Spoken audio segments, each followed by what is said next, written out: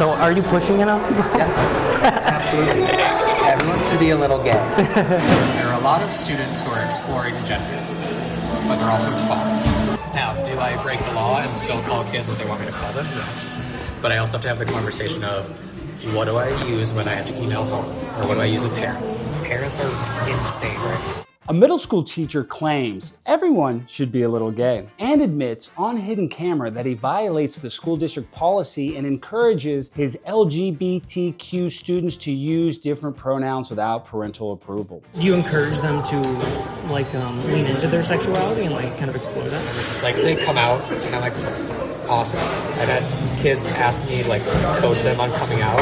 Some parents are not supportive and therefore kids are not open with them about, hey, here's what I'm feeling or thinking. Then they're pissed like, you should have told me my child was doing this. I have the right to know what is going on with my child. Attacks the parents of his students, claiming that students are coming out to him and not the parents because they're not supportive enough. If you had a better relationship with your child, they would trust you to tell you. But for some reason, they don't. Figure out how you can better support your kid. Don't come after me because I support them. I had one school year, one group of kids where every week they voted on what color my eyeshadow was going to be on Friday. Oh my God. So they'd be like, all right, you're wearing blue glitter. I'm like, cool, got it. And even admits that he makes racist judgments against his black students if they support MAGA. So I have them make a about me banner. At the bottom there, it's just giant MAGA letters. No way. And two of them were black kids. And I'm like, why are you MAGA kids? When you, okay. Now when I meet the parents, I'm like, that tracks. It's not going to impact my behavior interacting with you. But I will talk shit about you to my coworkers.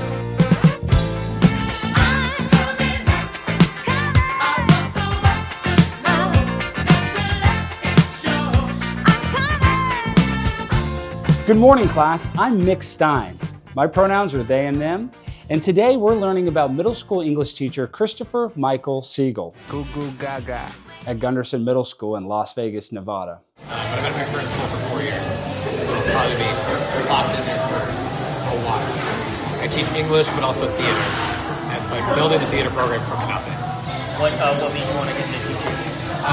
Kind of always wanted to do it. There's the really cheesy, as a queer kid, I needed a queer adult, wanting to be that for other kids, help that thing, but also I just love English. I teach English mostly and dabble in teaching theater. And it just so happens that a lot of people who are good with kids and can do those things are also usually queer. Christopher states that his students struggle with regular pronouns, and I'm sure that has nothing to do with the fact that this middle school teacher insists that they refer to him as they, them. Prefer pronouns They them. Are your students cool with that? If they don't have no one really has a problem with? How old are they? I'm 6th through 8th grade, 11 to 14. Most of them don't care. Once I start the year saying, this is what you call me, this is what I go by, do this. Okay, I even wore my pronoun shirt to school. They, them. My pronouns are they, them. Don't use he, him. Don't he, him, me. I don't like that. If that pissy parent comes at you're going after them and teaching pronouns and things. So, I did once at the beginning. yeah, I did once. I went over here's what you call me. That's it. But also I teach English, so we do go over pronouns and grammar. That's part of it. That's interesting. It's part of the English language curriculum. New, pronouns, mixed. I usually don't know. Honestly, the kids struggle with regular pronouns. Why is my class struggling so much with regular pronouns? I was a he, him, now I'm a they, them. What's so confusing about that to my 11-year-old students? We also went to the school's staff page and found that Chris Segal doesn't go by Mr. Segal. Instead, he is listed as MX Segal, which is apparently supposed to be pronounced Mix Segal. So for pronunciation, MX is pronounced like mix, like you're mixing things together. So it's Mix Segal. Also, I was dressed really cute and I'm wearing my pronoun shirt. So I was like, it's perfect, let's do it. A lot of issues we have in CCSD is trans students. And Are there a lot of them? Yes and no. There are a lot of students who are exploring gender. Where they fall on that spectrum of gender, who knows? But they're also 12. In the Clark County School District policy, it states, when a child identifies as being gender diverse, a group is convened to address the individual needs of the student. The group will consist of the parents, the student, Equity and Diversity Education Department administrative team, as well as a school personnel as determined by the administrator or designee of the administrator, including a counselor and any representatives of community-based groups, including faith groups, as requested by the parents. Mick Segal acknowledges that he is aware of this, but then immediately admits that he frequently breaks this rule and will happily encourage young children to use gender-fluid pronouns, and will then secretly use those pronouns in one-on-one interaction without parental consent, and even states that he will keep it secret from the parents, asking the minor what name or pronoun he should use when talking to the parents. Kids want to be validated and supported. And like, I feel a little bad saying it as a queer adult who's also like under the trans flag of non-binary or something. A lot of the kids, it's a little trend for them to figure things out, and then they're like, it actually wasn't for me. And we legally cannot call them a different name or pronoun unless the parent puts it into the online attendance system. Now, do I break the law and still call kids what they want me to call them? Yes. But I also have to have the conversation of, what do I use when I have to email home? Or what do I use with parents? So in class, it'll be this, but if your mom emails or I have to call mom or email, what do I use to, and like, that's an annoying aspect that I always have to keep like in the back of my head of, all right, love you, support you, I'm here to back you up, but also legally I have to protect my job. Parents are insane right now. The journalist mentions that in California, just one state over, the laws are different, referring to California's Safety Act, AB 1955, which states that outing young children to their parents is a violation of their privacy, enabling teachers to have secret conversations with children about their sexuality without the parents' knowledge. Chris states that he would 1000% love that law in Nevada. You know, California has that law they passed, or maybe it's they took away a law, where like you're not legally obligated to talk to parents about things that are going on with sexuality. 1000% love that law to be a real thing in Nevada.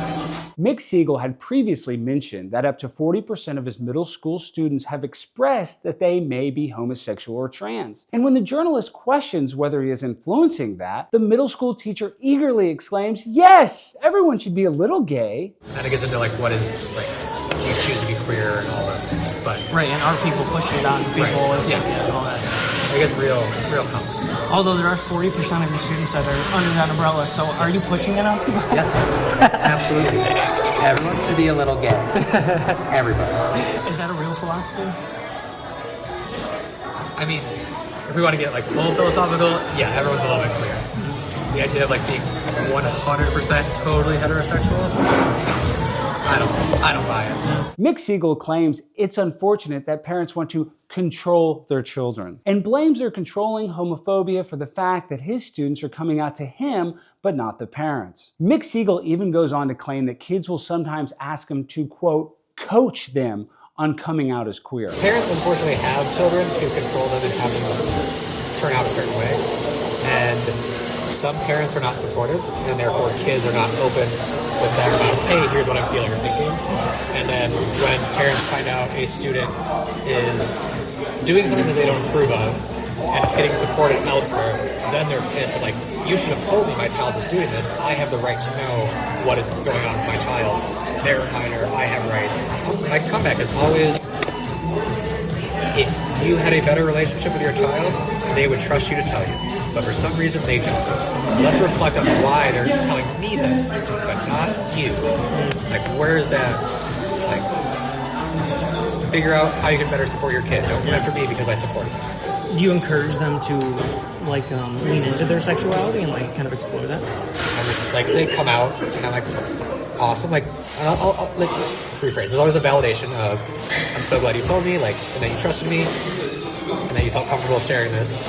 I've had kids ask me, like, coach them on coming out. Things get even more disturbing as Christopher reveals that he enjoys getting his young students to take part in choosing the colors of his makeup and glittery eyeshadow. I had one school year, one group of kids where every week they voted on what color my eyeshadow was going to be on Friday. Oh my God. So they'd be like, all right, you're wearing blue glitter. I'm like, cool, got it. Or there was one girl who was like, you need to wear this. Like, you need to wear purple tomorrow.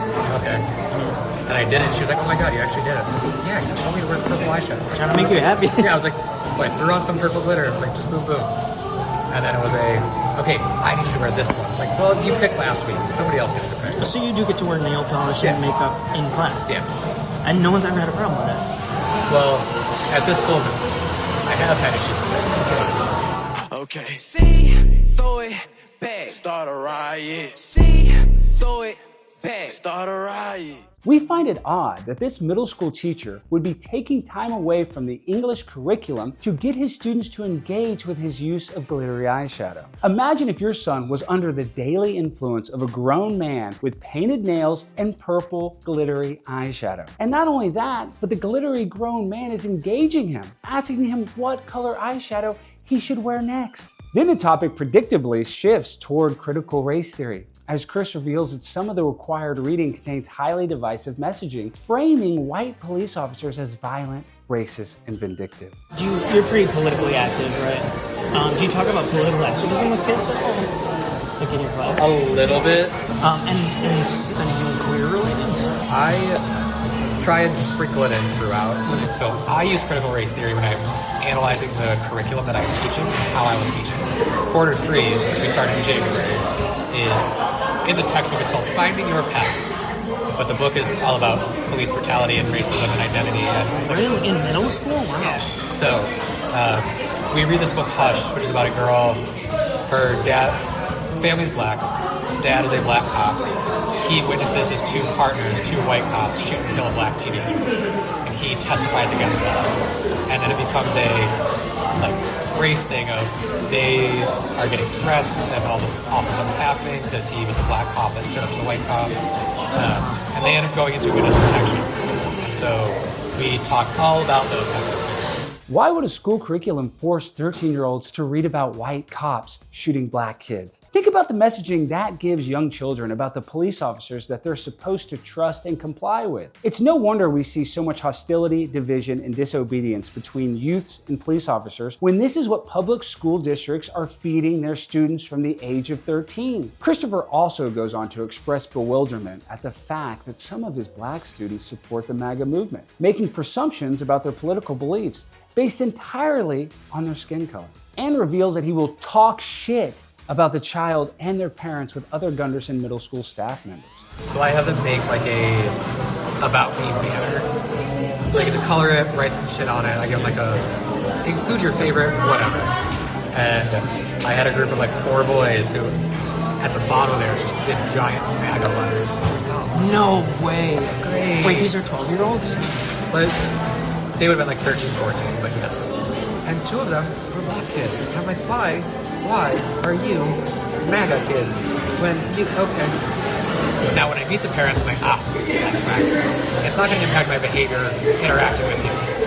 But I will talk shit about you to my coworkers. I'm like, oh my God. The middle school teacher carries on to reveal that when he encounters black students who don't feel victimized by racism, he is apparently determined to change their mind using, quote, baby steps. Because a lot of times you have the one black kid whose family's super Trump and conservative. And it's racism isn't real. I'm like, okay, so explain why you think that. You may not see it for yourself, but all these people around you are saying they see it. So their viewpoint is just as valid as yours. You just need to acknowledge that they can be correct and you can be correct at the same time. Well, they both can't be correct at the same time. I mean, if it's institutional, they can't be correct at the same time. Baby steps. Baby steps. Why does Mick Segal feel the need to take these baby steps to convince a black student to feel like an oppressed victim when his parents have made a clear effort to raise him to be bigger than that? Toward the end of the interaction, Chris went on to claim that a female middle school student once had a crush on him, but she was barking up the wrong tree because Mick Segal usually just likes boys. I did have a student have a crush on me. What happened? She wrote in her... It was a girl. Yes. And I was like, girl, wrong tree. You're barking up the wrong tree. Mm-hmm. But she was writing in her journal about me. And I was like, hey, principal, I just need to cover my bases of the fuck. This is happening? I was the only 8th grade English teacher, so she was stuck. Do you like boys and girls? Or? Usually just boys. Okay, I get you. Why is a middle school teacher so giddy about sprinkling his queer agenda into the curriculum and enabling young children who may merely be confused, impressionable, or seeking validation to declare that they want to start down the path of gender fluidity without their parents' knowledge? Hello? Hey, Christopher. My name's Alex, and I have a student at Gunderson Middle School, and I just had a question if you could clarify something that was kind of alarming. Hello? Chris? Hello?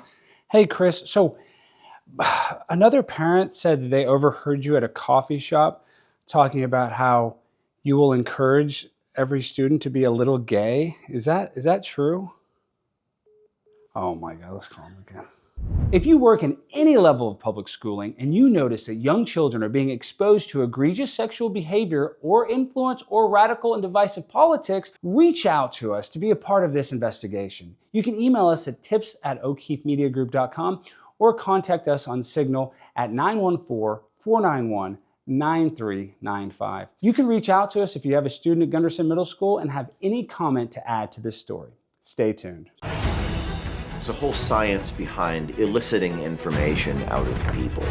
We leverage online dating platforms like Hinge, Bumble, or Tinder. Until you match with someone of public importance that you go meet with undercover. Little did I know I was talking to a senior person within the CIA.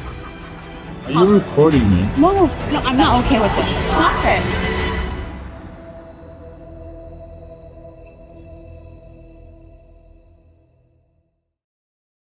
This video is brought to you by Citizen Journalism Foundation.